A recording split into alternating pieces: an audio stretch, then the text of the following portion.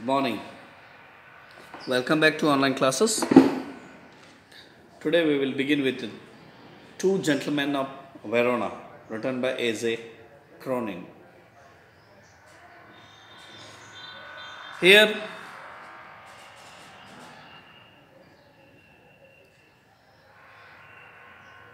if the man decided to a dedicated goal, definitely his hard work will carry rich as a destiny. ಒಬ್ಬ ಮನುಷ್ಯ ತಾನು ನಿರ್ದಿಷ್ಟವಾಗಿರ್ತಕ್ಕಂಥ ಗುರಿಯನ್ನು ಕಠೋರವಾಗಿ ನಿರ್ಧರಿಸಿದ ಅಂತಂದರೆ ಆ ಗುರಿಯನ್ನು ಮುಟ್ಟಲಿಕ್ಕೆ ಯಾರಿಂದನೂ ಕೂಡ ಏನಪ್ಪ ಅಂದರೆ ತಡೆ ಒಡ್ಲಿಕ್ಕೆ ಸಾಧ್ಯನೇ ಇಲ್ಲ. ನೈಸರ್ಗಿಕ ವಿಕೋಪಗಳ ಮಧ್ಯದಲ್ಲಿ, ಮಾನವ ನಿರ್ಮಿತ ಪ್ರತಿರೋಧಗಳ ಮಧ್ಯದಲ್ಲೂ ಕೂಡ ಮನುಷ್ಯನ ಆತ್ಮಸ್ಥೈರ್ಯವನ್ನು ಕೆಡವಲಿಕ್ಕೆ ಪ್ರಯತ್ನಗಳು ನಡಿಬೋದು. ಅದನ್ನೆಲ್ಲ ಮೆಟ್ಟಿ ನಿಂತಿರ್ತಕ್ಕಂಥ ಆತ್ಮಸ್ಥೈರ್ಯವನ್ನು ಸ್ವತಃ ದೇವರಿಗೂ ಕೂಡ ನಿಲ್ಲಿಸಲಿಕ್ಕೆ ಸಾಧ್ಯ ಇಲ್ಲ ಅಂತಕ್ಕಂಥ ಮಾತು. ಟೂ ಜೆಂಟಲ್ಮೆನ್ ಆಫ್ ವೆರೋನಾ ಅಂತಕ್ಕಂಥ ಈ ಒಂದು ಕಥೆಯಲ್ಲಿ ಒಂದು ನಿಜವಾಗಿಯೂ ಎಕ್ಸ್ಪೀರಿಯನ್ಸ್ ಆಗಿರ್ತಕ್ಕಂಥ ಕತೆ ಲೇಖಕರಿಗೆ. ಅಲ್ಲಿರ್ತಕ್ಕಂಥ ಸಮಸ್ಯೆಗಳನ್ನು ಗುಡ್ಡೆ ಹಾಕೊಂಡು ಕೂತ್ಕೋತಕ್ಕಂಥ ಕಾಲಘಟ್ಟದಲ್ಲಿ, ಸಮಸ್ಯೆಗಳ ಮಧ್ಯದಲ್ಲಿ ಅವಕಾಶಗಳನ್ನು ಹುಡುಕಿ ಹೊಸ ಬದುಕನ್ನು ಕಟ್ಕೊಳ್ತಕ್ಕಂಥ, ಜೀವನವನ್ನೇ ನಾಶ ಮಾಡಬೇಕು ಅಂತ ಬಂದಿರತಕ್ಕಂಥ ಅಡೆತಡೆಗಳನ್ನು ಮೆಟ್ಟಿ ನಿಂತು ಜೀವನವನ್ನು ನಡೆಸಲೇಬೇಕು ಅಂತಕ್ಕಂಥ ಆತ್ಮಶಕ್ತಿಯ ಗೆಲುವನ್ನು ಈ ಒಂದು ಕಥೆಯಲ್ಲಿ ನಾವು ನೋಡ್ಬೋದು.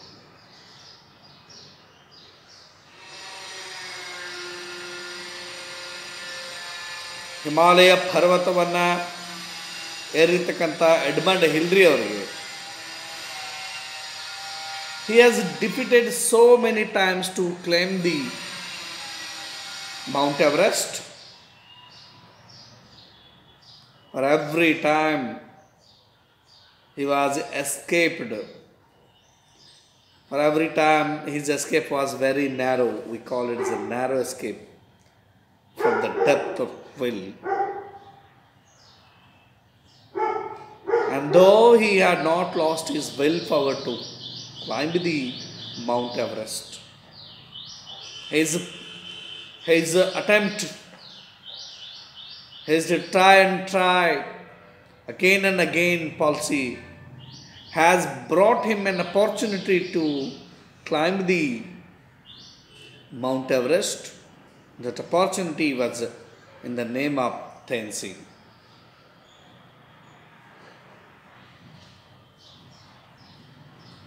And when Edmund Hillary climbed the Mount Everest, and he said to the Mount Everest that you are under my feet. Once you have broken my leg. Now you are under my feet. Once you have broken my leg. ಯಾವ ಕಾಲವನ್ನು ಮುರಿದಿದೆಯೋ ಅದೇ ಕಾಲ ಕೆಳಗಡೆ ಏನಪ್ಪ ಅಂತಂದ್ರೆ Mount Everest ಇವತ್ತು ಬಂದು ನಿಂತ್ಕೊಂಡು.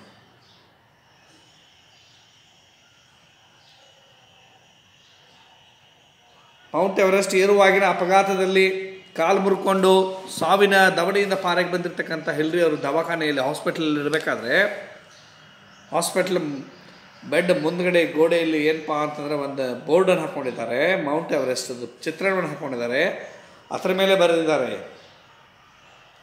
as a Everest you can't grow, I am man and I could grow.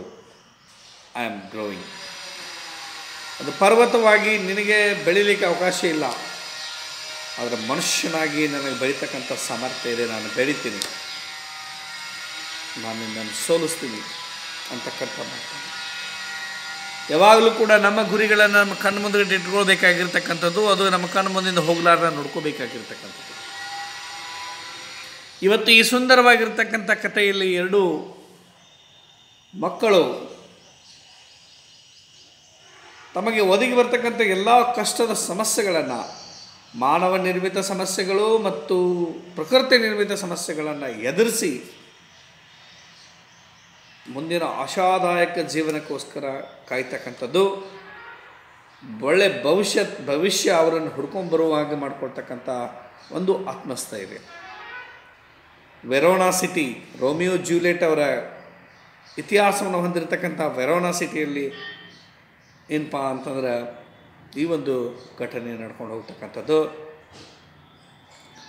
ಲೇಖಕರು ತಮ್ಮ ಕಾರ್ ಡ್ರೈವರ್ನ ಜೊತೆಗೆ ಏನಪ್ಪ ಅಂತಂದ್ರೆ ವೆರೋನಾ ಸಿಟಿ ಕಡೆ ಹೋಗ್ತಾ ಇದ್ದಾರೆ. They encountered two poor boys at the outskirts of Verona city. As we drove through the foothills of Alps, two small boys stopped us on the outskirts of Verona, and they were selling wild strawberries, bright scarlet berries that took delicious against the dark green leaves lining the wicker basket.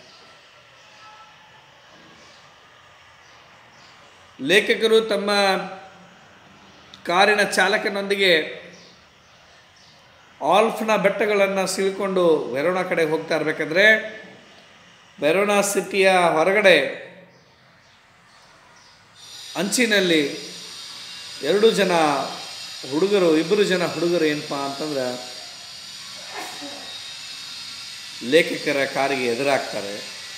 ಅವ್ರು ಏನು ಮಾಡ್ತಾ ಇದ್ದಾರಪ್ಪ ಅಂತಂದ್ರೆ ಸ್ಟ್ರಾಬೆರೀಸು ಮತ್ತು scarlet ಬೆರೀಸ್ಗಳನ್ನು ತಮ್ಮ ಹಳೆಯದಾಗಿರ್ತಕ್ಕಂಥ ಮುರುಕಲಾದ ಒಂದು ಬುಟ್ಟಿ ಒಳಗಡೆ ತುಂಬಿಕೊಂಡು, ಅವಾಗ ತಾನೇ ಹರ್ಕೊಂಬಂದಿರತಕ್ಕಂಥ ಫ್ರೆಶ್ ಆಗಿರ್ತಕ್ಕಂಥ ಈ ಬೆರೀಸು ಎಲೆಗಳ ಮಧ್ಯದಲ್ಲಿ ಸುಂದರವಾಗಿ ಆಕರ್ಷಣೀಯವಾಗಿರ್ತಕ್ಕಂಥ ಈ ಹಣ್ಣುಗಳನ್ನು ಯಾರಿಗಪ್ಪ ಅಂತಂದ್ರೆ ನಮ್ಮ ಲೇಖಕರಿಗೆ ಮಾರಲಿಕ್ಕೆ ಕಾರ್ ಹತ್ರ ಬರ್ತಾರೆ.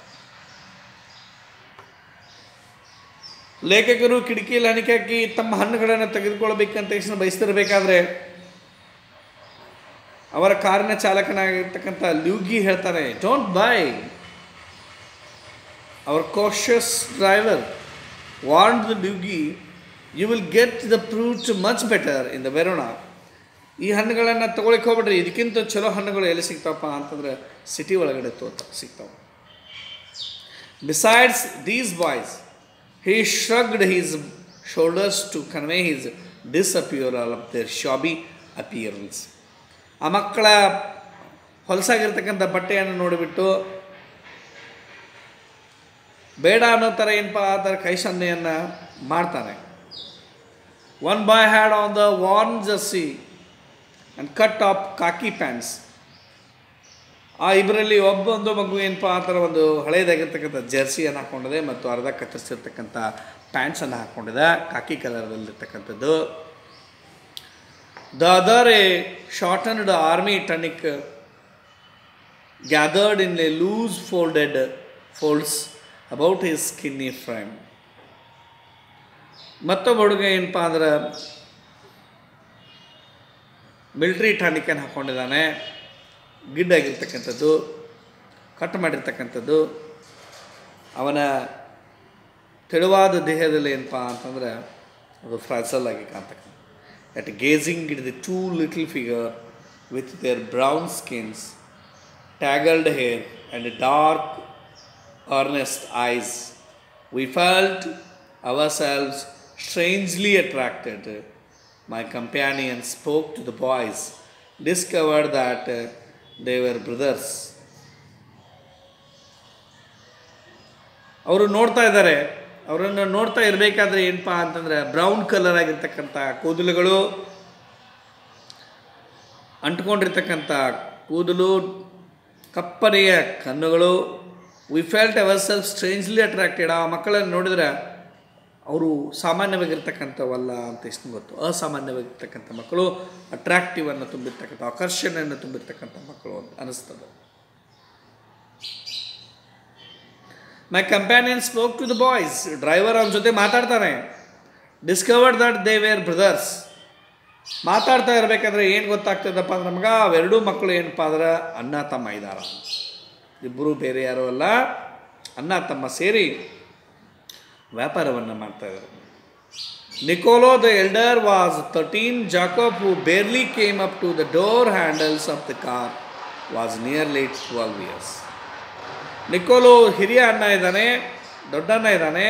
ಅವನಿಗೆ 13 ವರ್ಷಗಳಾಗಿದ್ದಾವೆ. ಜಾಕೋಬ್ಗೆ 12 ವರ್ಷಗಳಾಗಿದ್ದಾವೆ. ಅವನು ಕಾರ್ ಹತ್ರ ಬರ್ತಾನೆ, ಎಂಟ್ರೆನ್ಸ್ಗೆ ಹಣ್ಣುಗಳನ್ನು ತಗೊಳ್ಳಿ ಅಂತ ರಿಕ್ವೆಸ್ಟ್ ಮಾಡ್ತಾ. ಈ ಎರಡೂ ಸಹೋದರರ ಮಧ್ಯದಲ್ಲಿ, ಇಬ್ಬರು ಸಹೋದರರ ಕಡೆಯಿಂದ we brought their biggest basket then set off towards town. ಪೂರ್ತಿ ಬಾಸ್ಕೆಟ್ ಹಣ್ಣನ್ನು ಏನಪ್ಪ ಅಂತಂದ್ರೆ ಲೇಖಕರು ಪರಿಚಯ ಮಾಡ್ತಾರೆ. ಭಾಳ ಖುಷಿ ಆಗ್ತಾರೆ ಮಕ್ಕಳು. ಪೂರ್ತಿ ಬಾಸ್ಕೆಟನ್ನು ತೆಗೆದುಕೊಂಡು ಪರ್ಚೇಸ್ ಮಾಡಿಬಿಟ್ಟು ವೆರೋನಾ ಸಿಟಿ ಒಳಗಡೆ ಹೋಗ್ತಾರೆ.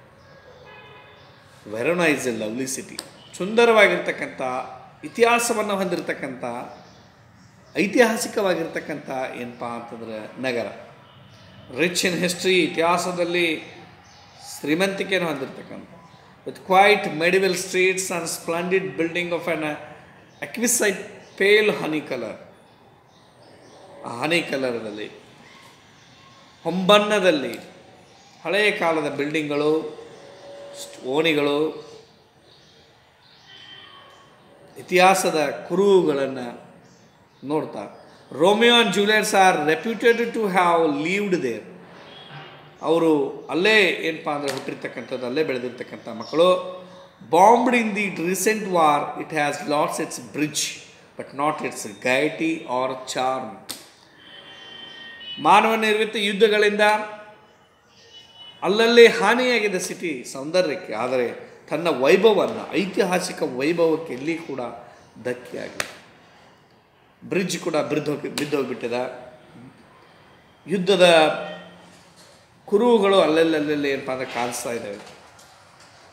ಆ ಯುದ್ಧದ ಕುರುಹುಗಳ ಮಧ್ಯದಲ್ಲೂ ಕೂಡ ಏನು ಆಗ್ತಾ ಇಲ್ಲಪ್ಪ ಅಂತಂದರೆ ಆ ವೆರೋನಾ ಸಿಟಿಯ ಸೌಂದರ್ಯವನ್ನು ನಾವು ಏನಪ್ಪ ಅಂದ್ರೆ ಕಳ್ಕೊಳ್ಳೋಕ್ಕಾಗ್ತದೆ. Next morning coming out of our hotel, we drove up to short. There bent over shoe shine boxes beside the fountain in the public square, doing a brisk business, were our two young friends of the previous afternoon. ಲೇಖಕರು ಮುಂದಿನ ದಿನದ ಬೆಳಗ್ಗೆ ಹೋಟೆಲ್ನಿಂದ ಹೊರಗಡೆ ಬರ್ತಿರ್ಬೇಕಾದ್ರೆ ಸ್ವಲ್ಪ ಹೋಟೆಲ್ನಿಂದ ಮುಂದುಗಡೆವರೆಗೂ ಬರ್ತಾ ಇರಬೇಕಾದ್ರೆ ಅಲ್ಲಿ 2 ಜನ ಮಕ್ಕಳು ಶೂ ಪಾಲಿಶ್ಗಳನ್ನು ಮಾಡ್ತಾ ಇದ್ದಾರೆ. ಒಂದು ಸರ್ಕಲ್ ಅದ, ಫೌಂಟೇನ್ ಅದ, ಒಂದು ಕಾರಂಜಿ ಇದೆ. ಆ ಕಾರಂಜಿ ಪಕ್ಕದಲ್ಲಿರ್ತಕ್ಕಂಥ ಸರ್ಕಲ್ದಲ್ಲಿ ಏನಪ್ಪ ಅಂದರೆ ಆ ಸ್ಕ್ವೈರಲ್ಲಿ ಕುತ್ಕೊಂಡಿದ್ದಾರೆ, ಪಬ್ಲಿಕ್ ಸ್ಕ್ವೈರಲ್ಲಿ. ಭಾಳ ಬ್ಯುಸಿಯಾಗಿ ಏನಪ್ಪ ಅಂತ ಶೂ ಪಾಲಿಶ್ಗಳನ್ನು ಮಾಡ್ತಾರೆ ಆಫೀಸ್ಗೆ ಹೋಗ್ತಕ್ಕಂಥ ಜನರದು. ಆ 2 ಮಕ್ಕಳು ಯಾರಪ್ಪ ಅಂತಂದರೆ ನಿನ್ನೆಯ ಮಧ್ಯಾಹ್ನ ದಿನ ಸಾಯಂಕಾಲ ಹೊತ್ತಿನಲ್ಲಿ ಸಿಟಿ ಒಳಗಡೆ ಬರಬೇಕಾದ್ರೆ ಲೇಖಕರಿಗೆ ಎದುರುಗೊಂಡಿರ್ತಕ್ಕಂಥ ಅದೇ ಮಕ್ಕಳು ಏನಪ್ಪ ಅಂತಂದರೆ ಇವತ್ತು ಬೆಳಗ್ಗೆ ಏನು ಮಾಡ್ತಾಯಿದ್ದಾರಪ್ಪ ಅಂತಂದರೆ ಶೂ ಪಾಲಿಶ್ಗಳನ್ನು ಮಾಡ್ತಾಯಿದ್ದಾರೆ. ಅಂದರೆ ಮಕ್ಕಳು ಸಾಯಂಕಾಲ ಹೊತ್ತಿನಲ್ಲಿ ಹಣ್ಣನ್ನು ಮಾರ್ತಾಯಿದ್ದಾರೆ, ಬೆಳಗ್ಗೆ ಏನಪ್ಪ ಅಂತಂದರೆ ಶೂ ಪಾಲಿಶ್ಗಳನ್ನು ಮಾಡ್ತಾಯಿದ್ದಾರೆ. ಅಂದರೆ ಕಷ್ಟಪಟ್ಟು ದುಡಿತಾ ಇದ್ದಾರೆ. We watched for few moments. ಸ್ವಲ್ಪ ಹೊತ್ತು ಲೇಖಕರು ನಿಂತು ನೋಡ್ತಾರೆ. Then as a trade slackened we went over, they greeted us with the friendly faces. ಸ್ವಲ್ಪ ರಶ್ ಕಮ್ಮಿ ಆದಮೇಲೆ ಲೇಖಕರು ಅವ್ರ ಹತ್ರ ಹೋಗ್ತಾರೆ. ಹೋದಾಗ ಆ ಮಕ್ಕಳು ಅಷ್ಟೇ ಪ್ರೀತಿಯಿಂದ, ಸ್ನೇಹದಿಂದ ಏನಪ್ಪ ಅಂತಂದ್ರೆ ಲೇಖಕರನ್ನು ಮಾತಾಡ್ತಾರೆ, ವಿಶ್ ಮಾಡ್ತಾರೆ. I thought you picked fruit for a living. I said, ನೀವು ಹೊಟ್ಟೆಪಾಡಿಗೋಸ್ಕರ ಹಣ್ಣು ಮಾರ್ತಾ ಇದ್ರಿ ಅಂತ ಅಂದ್ಕೊಂಡಿದ್ದೆ. We do many things sir. ನಾವು ಬರೀ ಹಣ್ಣು ಮಾರಾಟ ಮಾಡೋದಿಲ್ಲ, ನಾವು ಇನ್ನೂ ಭಾಳ ಕೆಲಸ ಮಾಡ್ತೀವಿ ಸರ್. Nicolo answered seriously. ದೊಡ್ಡಣ್ಣ ಸೀರಿಯಸ್ ಆಗಿ ಹೇಳ್ತಾನೆ. He glanced at us hopefully. ಅವರು ನೋಡ್ತಾ ಇದ್ದಾರೆ ಭಾಳ ಆಶಾವಾದದಿಂದ, ಏನಾದರೂ ಕೆಲಸ ಕೊಡ್ತಾರೆ ಅಂತ ನೋಡೋಣ, ಭಾಳ ಆಶಾವಾದದಿಂದ. Often we show visitors brought the town to Juliet's ಸ್ಟಾಮ್ and other places of the interest. ಅವಾಗ ನಾವು ಟೂರಿಸ್ಟ್ ಥರನೂ ಕೆಲಸ ಮಾಡ್ತಾಯಿದ್ದೀವಿ, ಪ್ರವಾಸಿ ಮಾರ್ಗದರ್ಶಿಗಳ ಥರ. ವೆರೋನ ಸಿಟಿಗೆ ಹೊಸದಾಗಿ ಬಂದಿರತಕ್ಕಂಥ ಜನರಿಗೆ ಏನಪ್ಪ ಅಂತಂದ್ರೆ ರೋಮಿಯೋ ಮತ್ತು ಜೂಲಿಯಟ್ ಗೌರಿಯನ್ನು ತೋರಿಸ್ತೀವಿ, ಪ್ರವಾಸಿ ಸ್ಥಳಗಳನ್ನು ತೋರಿಸೋ ಕೆಲಸನೂ ಕೂಡ ಮಾಡ್ತೀವಿ, ಅವ್ರು ಇಷ್ಟಪಟ್ಟಿರ್ತಕ್ಕಂಥ ಸ್ಥಳಕ್ಕೆ ಕರ್ಕೊಂಡು ಹೋಗ್ತೀವಿ, ಅವ್ರಿಗೆ ಮಾರ್ಗದರ್ಶನ ಕೂಡ ಮಾಡ್ತೀವಿ. All right, smart. ಲೇಖಕರು ನಗ್ತಾರೆ, ಹೌದು ಸರಿ, ಯು ಟೇಕ್ ಅಸ್ ಲಾಂಗ್, ನಮ್ಮನ್ನು ಕೂಡ ಕರ್ಕೊಂಡು ಹೋಗಿ ಅಂತ ಹೇಳ್ತಾರೆ. As we made the rounds, my interest was again provoked by their remarkable demeanor. They were childish enough and in many ways quite artless. ಅಲ್ಲೇ ಸುತ್ತಗಾಡ್ತಾರೆ, ಆದರೆ ಏನೋ ಕ್ಯೂರಿಯಾಸಿಟಿ ಅವರನ್ನು ಪ್ರಚೋದಿಸ್ತಾ ಇದೆ ಲೇಖಕರನ್ನು.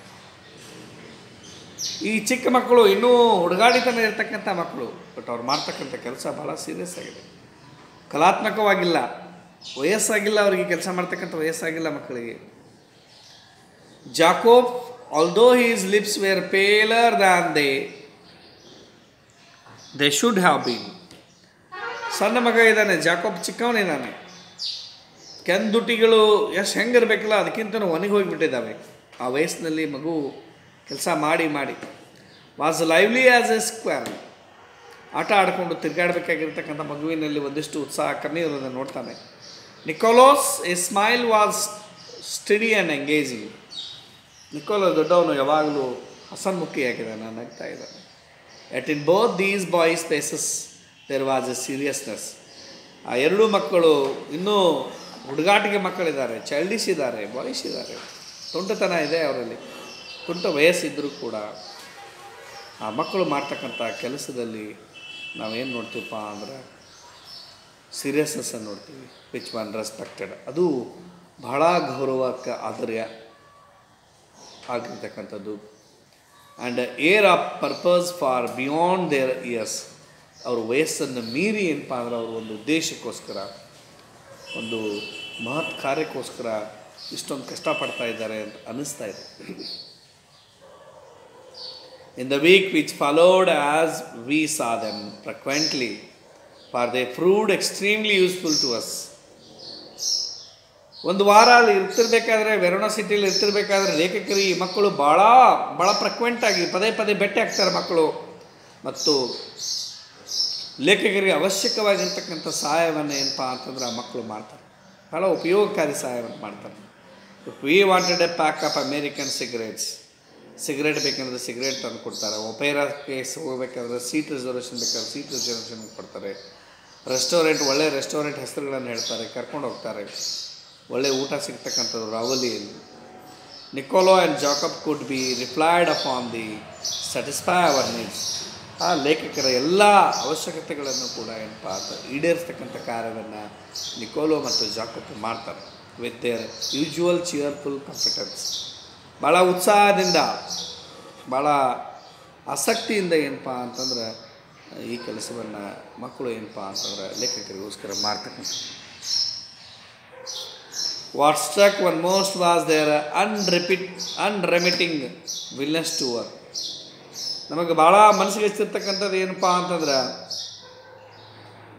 ಎಲ್ಲಿ ಬೇಜಾರನ್ನು ತೋರಿಸ್ಲಾರ್ದ, ಎಲ್ಲಿ ನಿರಾಸೆಯನ್ನು ತೋರಿಸ್ಲಾರ್ದ, ನಿರುತ್ಸಾಹವನ್ನು ತೋರಿಸ್ಲಾರ್ದ ಕೆಲಸ ಮಾಡಬೇಕಂತಕ್ಕಂಥ ಅವರಲ್ಲಿರ್ತಕ್ಕಂಥ ಕಂಟಿನ್ಯೂಸ್ ಆಗಿರ್ತಕ್ಕಂಥ ಹಂಬಲ, ನಿರಂತರವಾದ ಹಂಬಲ. During these summers days under the hot sun, ಬೇಸಿಗೆಗಾಲದಲ್ಲಿ ನತ್ತಿ ಸುಡ್ತಕ್ಕಂಥ ಬಿಸಿಲಿನಲ್ಲಿ, ಸೂರ್ಯನ ಬಿಸಿಯಲ್ಲಿ, and in the long evening when they are below children blew chill from the mountains.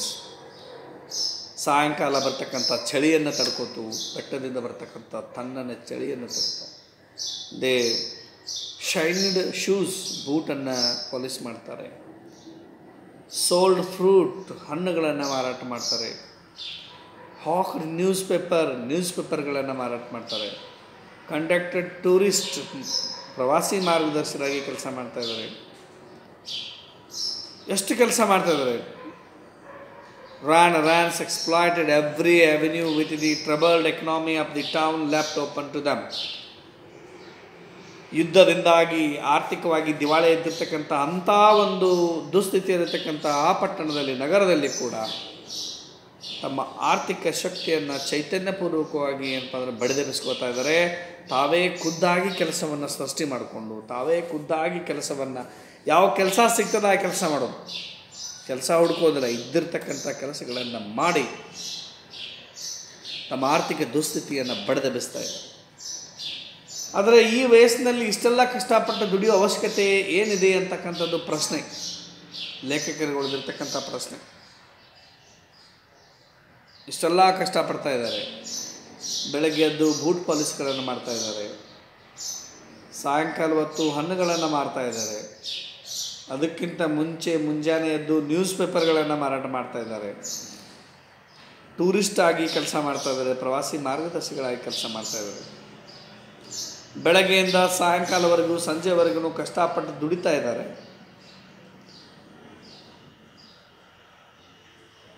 ಊಟದ ಬಗ್ಗೆ ತಲೆ ಕೆಡಿಸೋತಾ ಇಲ್ಲ,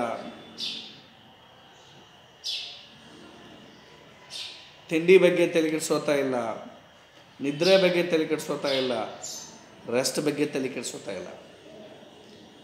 ಅದರೆಲ್ಲನೂ ಬದಿಗೊತ್ತಿ ಏನಪ್ಪ ಅಂತಂದ್ರೆ ಈ ಮಕ್ಕಳು ಏನು ಮಾಡ್ತಾ ಇದ್ದಾರಪ್ಪ ಅಂತಂದ್ರೆ,